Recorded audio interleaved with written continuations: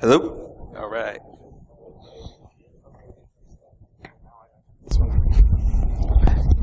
Okay, we're going to get started with our next talk, which is Maximizing Bro Detection with John Althouse.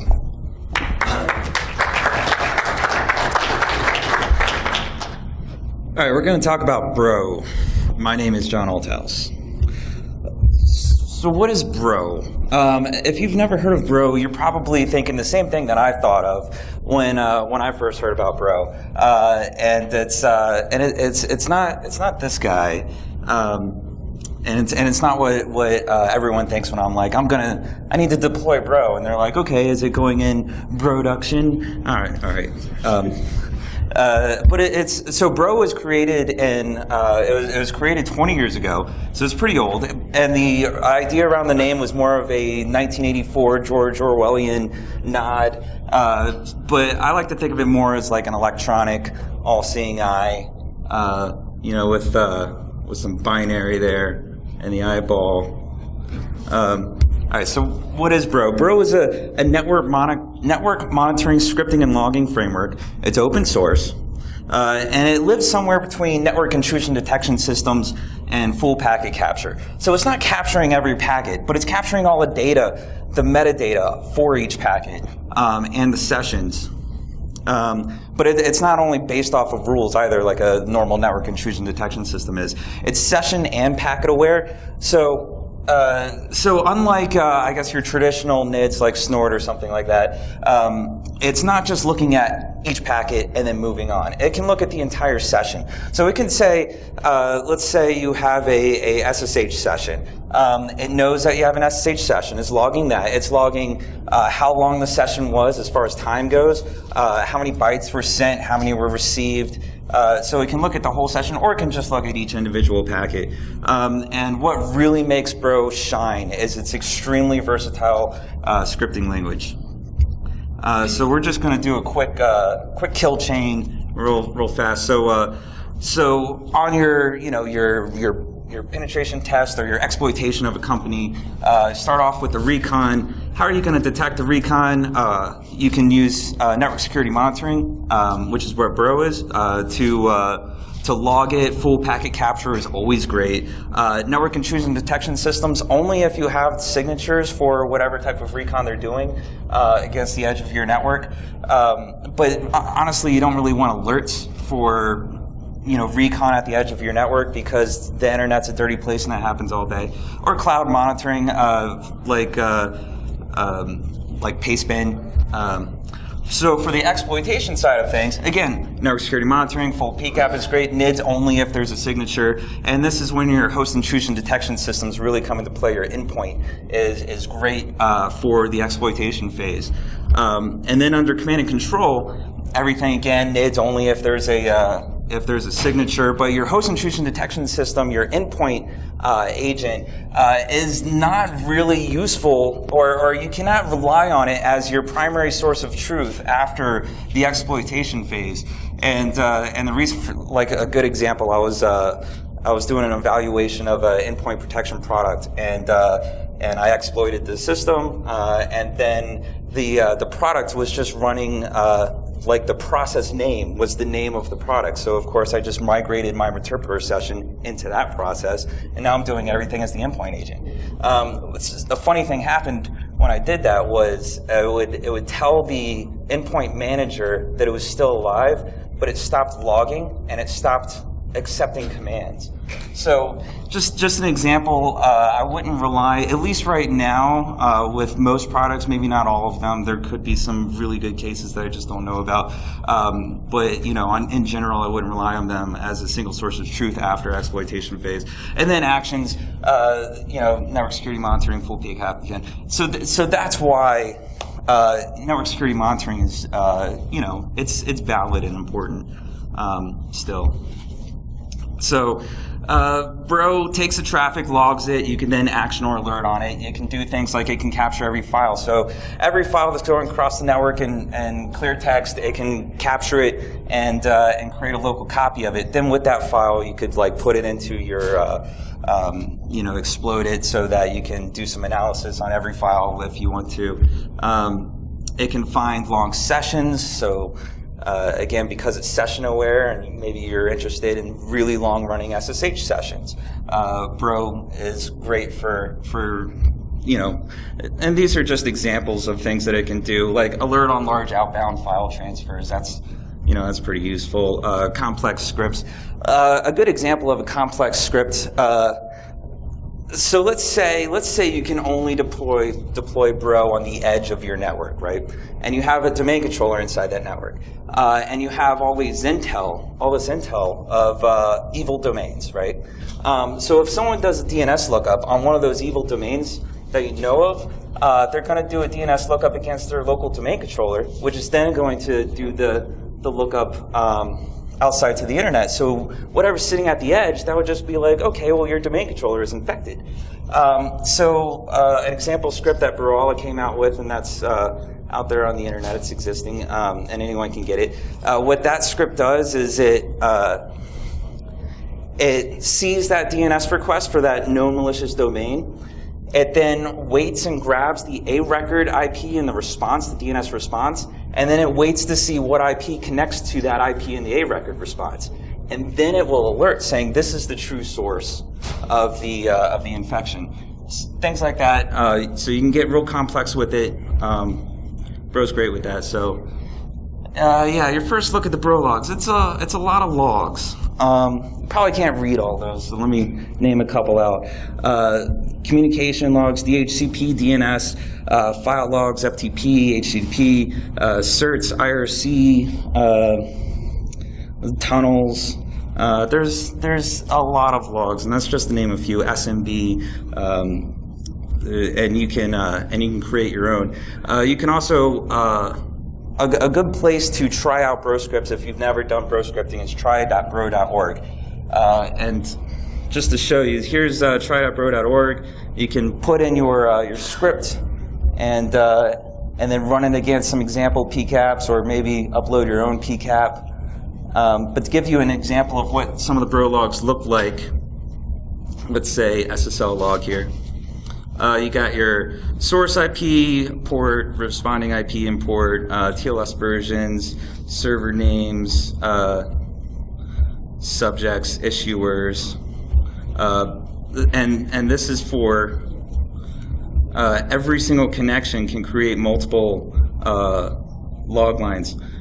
For example, in the files.log, it's hashing every single file that it sees going across the network. So let's say, here we got SSL sessions. So this is probably a certificate that it's hashing. And then over here, you got MD5 hash, SHA-1 hash.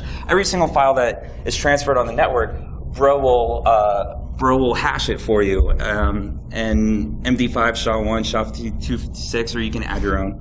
Let's go back to, all right, Bro Intel framework. This is awesome. This is a part where Bro really shines above your traditional network intrusion detection systems. So let's say, let's take Snort again as an example. Traditional Snort.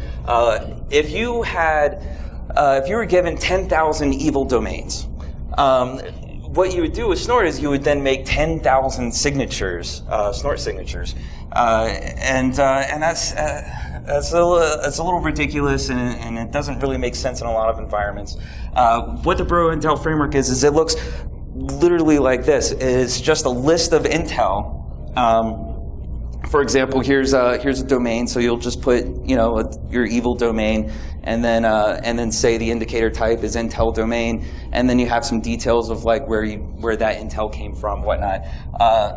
IP addresses, file hashes, file names, certificate serials, and so it's really easy to just add Intel to Bro very quickly on the fly. So you might be thinking, okay, great, yeah, NSM, network security monitoring. But aren't most like sophisticated attacks, aren't they over SSL? What can you monitor on the edge? If it's encrypted. So let's do that. All right, so SSL certs. Remember that threat actors are human. And so they're generally lazy, and they'll take the shortest path first. And they have pride in their work. I mean, we all do. We're all humans, right? This is what your threat actor looks like. And threat actors generally use, when it comes to SSL, when they're doing an exploit over SSL, or they're using SSL for their command and control channel, they'll generally use either the same cert all the time, unlikely, but or the same cert generation tool or algorithm, especially if they wrote that tool or algorithm. Or they'll have some pool of certs that they've created that they think look really good, and they'll just use that pool of certs that they've generated. Either way, all of this is good intel to share because we can detect on all of that. So adding some of these SSL parts to the Bro Intel framework, some things that could be useful, you could add the cert subjects to the Bro Intel framework. Maybe your threat actor is always using the same subject or the same style subject. Issuers, the cert serials, valid before and after dates. Let's say your threat actor created all of his certs all on the same day. That would be pretty good. And then ciphers could be useful for, let's say you just want to find out if you have weak ciphers running at any point of your network. You could add that to the Intel framework. And then, of course, the SSL cert hash is already being hashed by Intel file hash, so you can already detect, without making any modifications, all cert hashes. And then adding something to the Bro Intel framework is really easy. This is literally it, and you could just take this script and replace a piece of it with something else, and you can then detect on that. For this one, this is cert serials, so you would just replace cert serials with like cert subject, and then that's how you would add cert subjects to the Bro Intel framework. So, for an example, Metasploit SSL certs. Metasploit by default, whenever you do something over Metasploit and you're asking for it to go over SSL, it will automatically generate a brand new cert every time you do it. This is great, so it's never the same cert twice. So that would be really hard to add to your Intel list. So let's detect that. So what does the Metasploit randomly generated cert look like in Bro? So the certificate issuer here, it might be hard to see. The CN equals hrzvox.gov. That's probably not a government domain. You got the O field with a lot of random text. The L field, that's supposed to be your city. That doesn't look like a city. The state is Wisconsin, and the country code is US. So how does Metasploit come up with these randomly generated certs? Well, if you look at the code, country code is always going to be US. The state is some random states. Looks like the location, the city field is random alpha 10 to 30 characters. Same with the O field, and the CN field is a random host name. So the random host name is just some random text with comnet or gov biz edu at the end of it. The state is all 50 states. The random text alpha is just saying uppercase characters and lowercase characters. And that's your pool for random mixed text alpha. So how can we use this to detect? So the country code is always US. That's good. That's going to make it easy to narrow down. The state is all 50 states, so that's not a good indicator. But the location field and the O field is random text alpha, 10 to 30 characters, and that's interesting because that's not what cities look like. City names. All right, so again, this is what the cert looks like. Obviously, you look at it with your naked eye, you know this is not a legit cert. So how do we detect on that random mixed text alpha for city names? I've ran through, I made a bunch of certs, and this is what the fields look like, random length and whatnot. So I was like, all right, let me create a regex for this. And so I wrote this really long regex, like complicated thing, and then I finally had an epiphany, and I just did this, and it works great. What this is just It's a lowercase character followed by 2 uppercase characters. And remember, the location field, that's the city. What U.S. cities start with a lowercase character and end with 2 uppercase characters or more? And the only thing that I could think of was Washington, D.C., if you don't do a space. So I thought this was going to false positive all over the place, and it didn't. After you filter out, I think we had like 5 false positives, and about a 40,000 unknown environment, we were getting about 1 false positive every 2 weeks to a month. That's pretty good. And the code looks like this. Is really hard for you guys to see, but I'm releasing all this code later, so you can check it out then. And then the alert's going to look like this, where we have the source IP, responding IP, the message. I'm saying, Metasploit SSL, there's a random issuer, US city, and it's pretty obvious when you look at the cert details there. All right, so I talked about this at Nova Hackers, which is a small local hacker group in Virginia, in October of 2014. Thought it was pretty cool. I was just sharing it with my buddies in my local hackerspace. It's run by Mubix. So then in November of 2014, HD Moore goes ahead and makes a change to how Metasploit was randomly generated HTTPS certs. So, all right, HD, let's go for round 2. All right. So what HD did is he made a change that emulates the auto-generated snake oil cert from Ubuntu 14.04. And then he made some updates. So they're going with 2048-bit RSA, SHA-256. So he's trying to make his SSL sessions with Metasploit a little bit more secure. So that's nice. So this is what the new code looks like. And what he's doing here is he's specifying a year, and then he's saying the valid from or valid not before and valid not after part of the certificate, the times.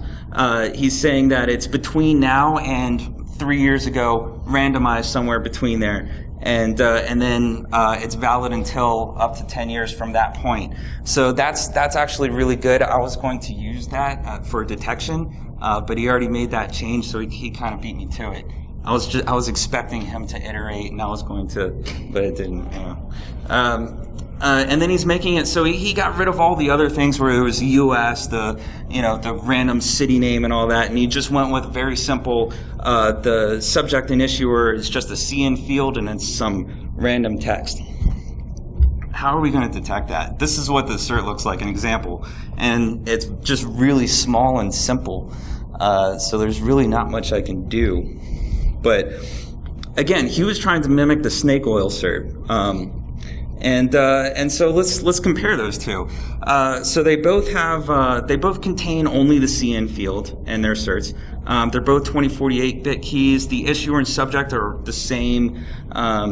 They're both valid for 10 years. Snake oil certs are valid for 10 years starting as soon as you create it, whereas the Metasploits are randomized. Again, very good. But here's where they're different. Snake oil certs they're usually SHA-1, at least for now, until someone patches and fixes the way that those certs are generated. Whereas the Metasploit cert is always SHA-256. And then the snake oil cert, the CN, is hostname.domain, using uppercase characters if there's an uppercase character in your hostname or your domain. Whereas the Metasploit always uses random alpha lowercase between 2 to 10 characters. So we can actually detect on that, and here's the bro script for doing it.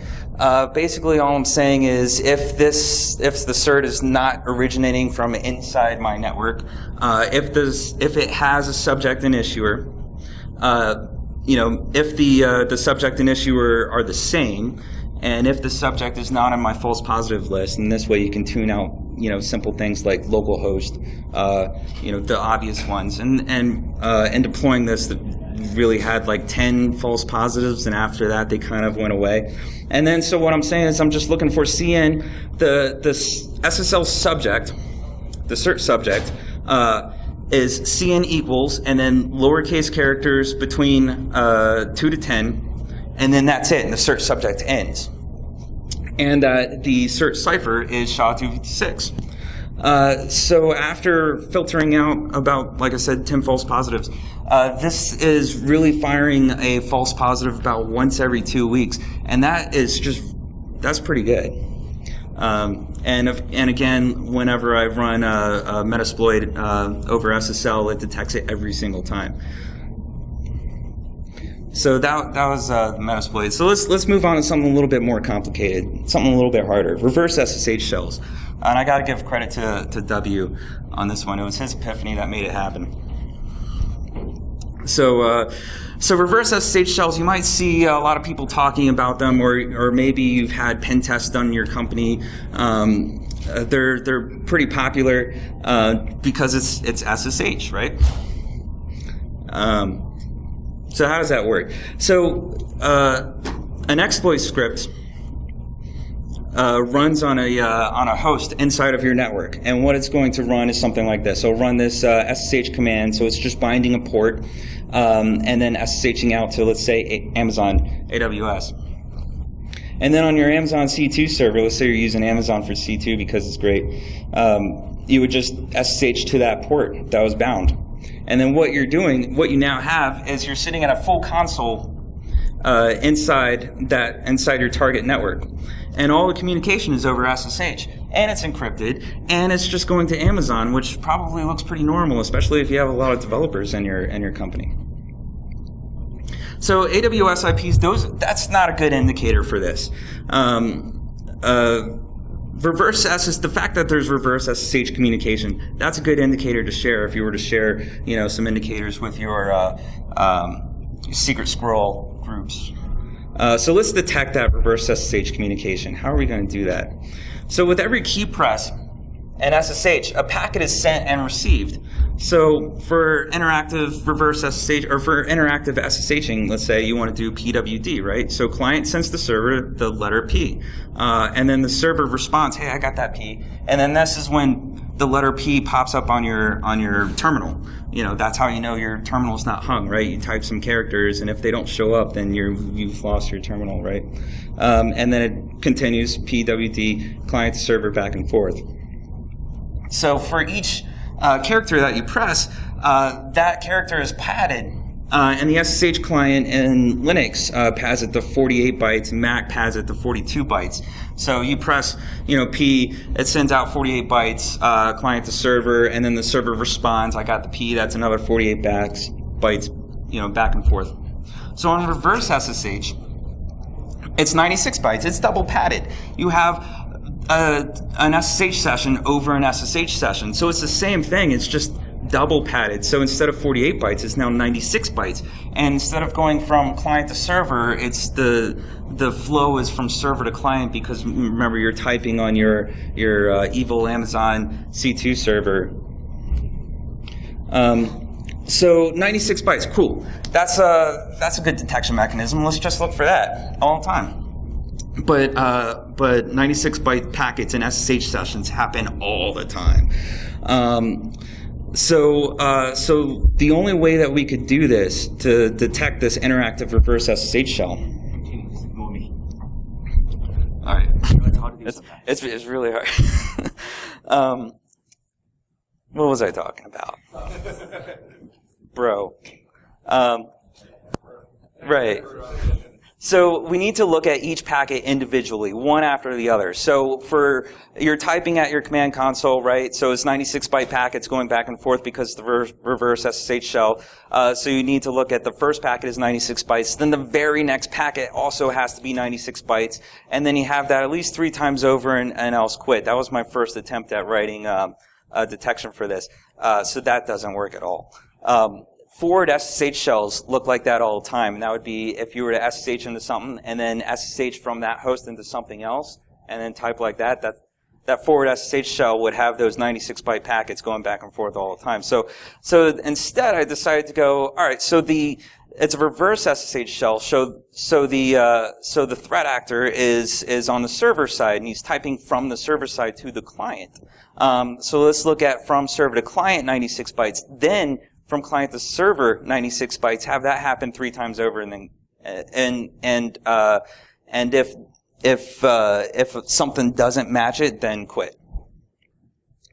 So way too many false positives. That didn't work at all. So here's the key to making this work for detecting interactive reverse SSH shells. You look for from server to client 96 bytes, so it's initiating the typing. Then from client to server 96 bytes, it's responding. Seeing that 3 times over, and if there's anything else in between there, like let's say a 112 byte packet, then it quits and starts the logic over again. And then at the end, you want to see from client to server larger than 96 bytes. Then you will alert. And what that is if you're typing into, you're doing your reverse SSH shell and you're typing into it from the server side, and then you hit enter at the end, that output is going to be larger than 96 bytes.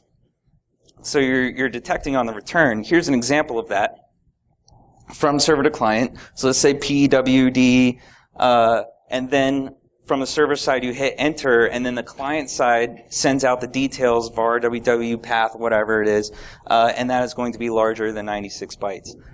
This works excellently.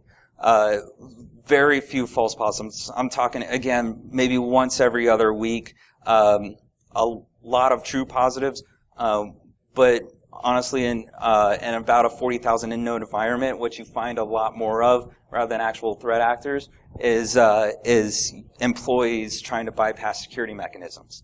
And you guys are probably all thinking, like, I do that to get past our firewall. Yeah, so this is how you can detect that. Some lessons learned with this.